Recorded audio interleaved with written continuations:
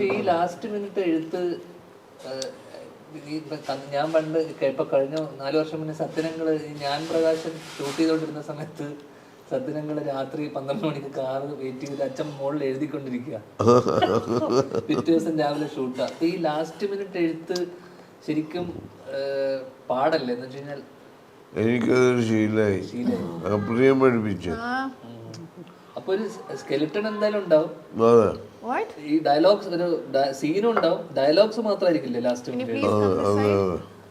അത് പുതിയ തലമുറയിലെ പലരും ശ്രമിക്കുന്നുണ്ട്, ഞാൻ നടക്കുന്നില്ല. ഈ വൺ ലൈൻ എഴുതിക്കൊണ്ടാണ് ഷൂട്ടിന് പോകണം അല്ലേ? അവിടെ പോയിട്ടാണ് പിന്നീട് അല്ലെ മൊത്തം കാര്യങ്ങളിലേക്ക് പോകുന്നത്. അങ്ങനെ പോകുമ്പോ നമുക്ക് പെട്ടെന്ന് എന്തെങ്കിലും സംശയങ്ങൾ ഉണ്ടാവില്ലേ? ഒരു ക്യാരക്ടറിനെ കുറിച്ച് സംശയം ഉണ്ടാവും. ഡയറക്ടേഴ്സ് അതിനനുസരിച്ച് പെട്ടെന്ന് മാറണ്ടേ അവര്? ഡയലോഗും കാര്യങ്ങളൊക്കെ വരുമ്പോൾ അവർക്ക് അതിന്റെ സെറ്റപ്പും കാര്യങ്ങളൊക്കെ മാറ്റേണ്ടി വരില്ലേ? പെട്ടെന്ന് എന്തെങ്കിലും മാറ്റങ്ങൾ വരുവാണെങ്കിലോ ഒരു ബേസിക് ഐഡിയ ഉണ്ടാവല്ലേ സീനിന്റെ ഒരു.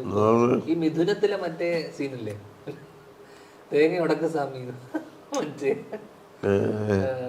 വേണു അങ്കിള്, മറ്റേ ഭയങ്കര പിൽക്കാലത്ത് ഭയങ്കര ഹിറ്റ് സീനാണ്. ബ്ലഡി ഫൂൾ എന്ന് വിളിക്കുന്നില്ല മറ്റേ. എന്നാ പിന്നെ തനിക്ക് തന്നെ ഒരു തേങ്ങ വാങ്ങിച്ചങ്ങ് ഉടച്ചാൽ മതിയില്ലായിരുന്നു എന്ന് പറയുന്നത് മറ്റേ. പക്ഷെ അതൊക്കെ പെട്ടെന്ന് എഴുതിയോ അവിടെ വെച്ച് എഴുതിയതാണോ? ആണോ? ഈ ബ്ലഡി ഫൂളൊക്കെ സ്ക്രിപ്റ്റിൽ ഉണ്ടായിരുന്നാണോ?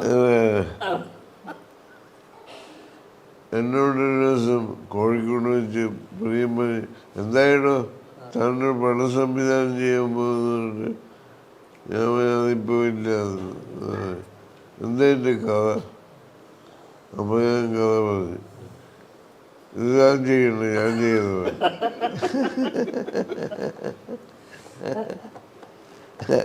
അങ്ങനെ അത്രയേ ഉള്ളൂ. അതുകൊണ്ട് ഞാൻ എൻ്റെ സംവിധാനം നിന്നുപോയി. മിഥുനം അന്ന് തിയേറ്ററിൽ ഭയങ്കരമായിട്ട് കളക്ട് ചെയ്ത സിനിമയാണ് അന്ന്. അല്ല, പിൽക്കാലത്ത് ടി വിയിൽ വന്നപ്പോ ഏറ്റവും കൂടുതൽ ആൾക്കാർ കാണുന്ന തിയേറ്ററിൽ വലിയ ഓടിയില്ല. സിനിമയുടെ സിനിമകളിൽ ഏറ്റവും കൂടുതൽ തിയേറ്ററിൽ ഓടിയ സിനിമ ഏതാണ്? ഒന്നും തള്ളണമെന്നുള്ളൂ. ചിന്താവിശേഷമള അല്ലേ? നാടോടിക്കാറ്റ്. കഥ പറയുമ്പോൾ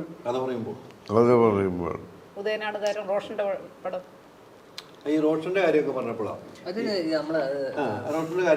പുതിയ ആൾക്കാർക്ക് വേണ്ടി അച്ഛന് എങ്ങനെയാ സ്ക്രിപ്റ്റ് ഇവർക്ക് വേണ്ടി? കാരണം കുറെ ലാൽ ജോസ്, ലാലുവേട്ടൻ, റോഷൻ ചേട്ടൻ, എനിക്കൊന്ന് സിബി സാർ, സിബിയുടെ അപ്പൊ ഇവര് ഈ പുതിയൊരാൾക്ക് ഈ സ്ക്രിപ്റ്റ് കൊടുക്കാം എന്നുള്ളൊരു റോഷൻ ചേട്ടന് വേണ്ടി അച്ഛൻ എഴുതി, ലാലുവേട്ടൻ. അപ്പൊ ഇവരെ ഇവിടെ വർക്ക് ചെയ്തിട്ടുള്ള അല്ലെങ്കിൽ എന്തടിസ്ഥാനത്തിൽ ഇവരൊരു ക്രാഫ്റ്റ് കണ്ടിട്ടാണോ അല്ലെങ്കിൽ? സിബിയുടെ കാര്യം പറയാം.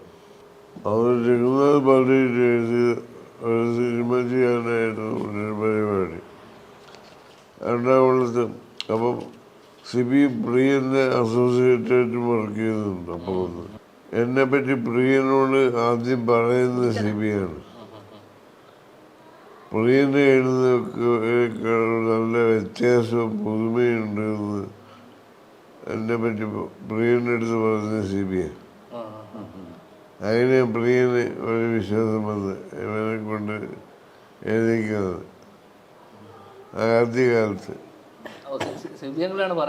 അതെ, ഓർഡർ വളരെ ചെയ്യുമ്പോൾ അത് ഞാൻ ആദ്യം അപ്പോൾ സിബി ആദ്യം ഡയറക്റ്റ് ചെയ്യാൻ വേണ്ടിയിട്ട് രഘുനാഥ് പള്ളി സിബിയും കൂട്ടി പല സ്ഥലത്ത് സഞ്ചരിക്കുന്നത് ഡിസ്കസ് ചെയ്ത് എഴുതുമ്പോൾ പോകുന്നത്. അവസാനം സ്ക്രിപ്റ്റ് എഴുത്ത് കഴിഞ്ഞപ്പോൾ കുറേ കഴിഞ്ഞപ്പോൾ എൻ്റെ തിരുവനന്തപുരത്ത് ഉള്ള ഞാൻ അടിയെന്ന് ഇവിടെ വരണം സിബി വിളിച്ച് പറഞ്ഞു. ഞാനിങ്ങനെ എറണാകുളത്ത് ചെന്നപ്പോൾ ഈ സ്ക്രിപ്റ്റായിട്ട് പുള്ളി ഇരിക്കുകയാണ്. അതിനോട് ഇത് ശരിയാവുമെന്ന് അറിയില്ല, നോക്കുന്നത് പറഞ്ഞു. ഞാൻ നോക്കുമ്പോൾ അങ്ങനെ ആ കുഴപ്പം. അങ്ങനെ അത് മാറ്റിവെച്ചിട്ട് വേറൊരു കഥ ആലോചിക്കാറില്ല. സിബിയായിട്ട് സംസാരിച്ച് ഇങ്ങനെ ആവശ്യങ്ങളാണല്ലോ അത്യാവശ്യങ്ങളായി മാറുന്നത്. അതെ അതെ അതെ അതെ അതെ അതെ. 2 സിനിമ ബാക്ക് ടു ബാക്ക് ചെയ്തില്ലേ? മുത്താരംകുന്ന് കഴിഞ്ഞിട്ട് ദൂരെ ദൂരെ ഒരു കൂടെ വിട്ടാം. 2 സിബിയങ്ങളുടെ 2ാമത്തെ പടം അതല്ലേ? Back to back. അത് റിയൽ സംഭവത്തിന് ബേസ് ചെയ്തില്ല. കേരളത്തിൽ നിന്ന് ഒരുപാട് ആൾക്കാർ TTCക്ക് തുല്യമായ പരീക്ഷ കർണാടകത്തിൽ പഠിപ്പിക്കുന്ന സ്ഥാപനങ്ങളുണ്ട്. കേരളത്തിൽ ഇഷ്ടംപോലെ ആൾക്കാർ പോയിട്ട് കാശ് കൊടുത്തിട്ട് ഈ സർട്ടിഫിക്കറ്റ് വാങ്ങിച്ചിട്ട് കേരളത്തിൽ ഒന്ന് ജോലി വാങ്ങിച്ചിട്ടുണ്ട്. ഐഡിയ അതാണ്. അതുകൊണ്ട് CBI മുത്താരംകുന്ന് PO ഓടിയില്ല. അപ്പൊ പക്ഷെ അന്ന് ഭയങ്കര അഭിപ്രായം ഉണ്ടായിരുന്നില്ലേ Mutharamkunnu PO? Critical Mutharamkunnu PO എന്ന് പറഞ്ഞ ആൾക്കാർ പ്രതീക്ഷിച്ച് പാടുന്നതാണ്. പക്ഷെ അതിനനുസരിച്ച് വേണം അവരുടെ പ്രതീക്ഷ കുത്ത് വന്നില്ല എന്നുള്ള.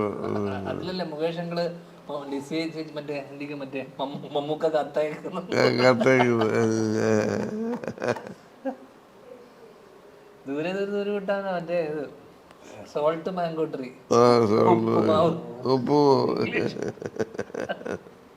ഈ പറഞ്ഞ പോലെ ഇപ്പം ലാൽ ജോസ് ആണെങ്കിലും റോഷൻ ആണെങ്കിലും ഇവരൊക്കെ ഉണ്ടല്ലോ, ആദ്യമായിട്ട് വരുന്നവരാണല്ലോ.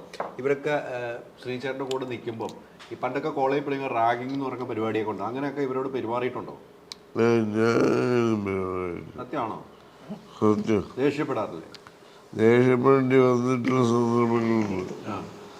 അത് എൻ്റെ സ്ഥായിയായ സ്വഭാവം പുറത്തേക്ക് വേണ്ടി വരുന്ന അവന് വിചാരിച്ച പുറത്ത് വരുന്നത്.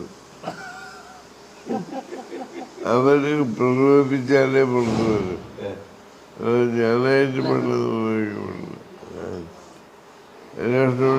അടിയുടെ പക്കത്തൊക്കെ ദേഷ്യം കൊണ്ടൊന്നുമില്ല. അത് ശരിക്കും ചില അഭിപ്രായങ്ങള്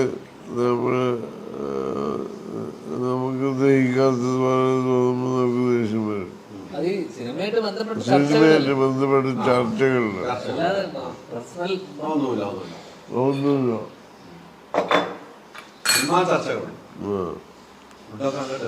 കുറെ കാര്യങ്ങൾ സംസാരിച്ചിട്ടുണ്ട്. നമുക്ക് കുറച്ച് കാര്യങ്ങളെ അച്ഛൻ്റെ അടുത്ത് കിട്ടാനുണ്ടോ? നമുക്ക് ഏറ്റവും സമയമെടുത്ത് എഴുതിയ അല്ലെങ്കിൽ ഇതായിരിക്കും എഴുത്ത് ഭയങ്കര ബുദ്ധിമുട്ടായി തോന്നിയില്ലെങ്കിൽ സുമിത്ര വിളിക്കുന്നു. അത് ഷൂട്ടിങ്ങിൻ്റെ തലേ ദിവസം കഥ കേട്ടിട്ട് മോഹൻലാൽ പറഞ്ഞ് ഹീറോകളെ ഞാൻ ചെയ്താൽ ശരിയാവില്ല. എന്നിട്ട് പെട്ടെന്ന് ഞാൻ ചെയ്യണമെന്നുള്ള അവസ്ഥയിൽ വന്നു. പുള്ളിക്ക് വെച്ച റോള് പുള്ളിക്ക് പുതിയൊരു ക്യാരക്ടർ ഉണ്ടാക്കേണ്ടി വന്നു.